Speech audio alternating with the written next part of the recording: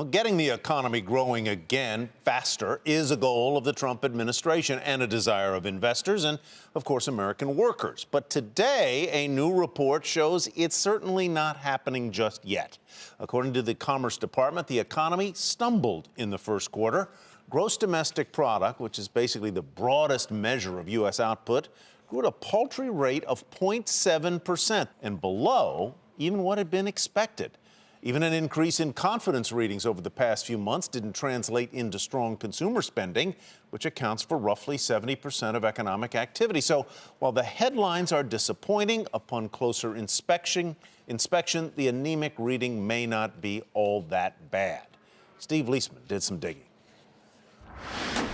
Weak growth in first quarter GDP doesn't have economists worried that the economy is really weak. Instead, they see a bunch of one-off factors pushing down the growth rate to just 0.7%. Most believe a bounce back in the current quarter is likely. A big part of the weakness came from inventory adjustments, but forecasters think that bounces back as companies restock their shelves in the current quarter. Consumer spending was also slow, which contradicts both buoyant confidence measures and fairly strong job growth. Another quirk?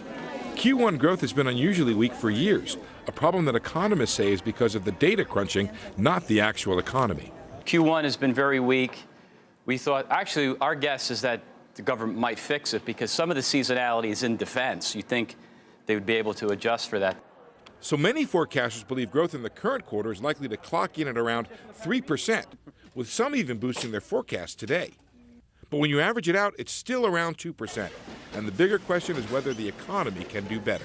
I have to think this will give the administration, the Congress, more impetus to make some good policy to get that growth rate closer to 3%.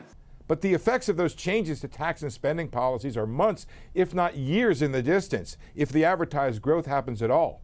For now, the best that can be hoped for is that weak first quarter growth was really an anomaly, and that the economy is bouncing back right now as we speak. For Nightly Business Report, I'm Steve Liesman in Washington.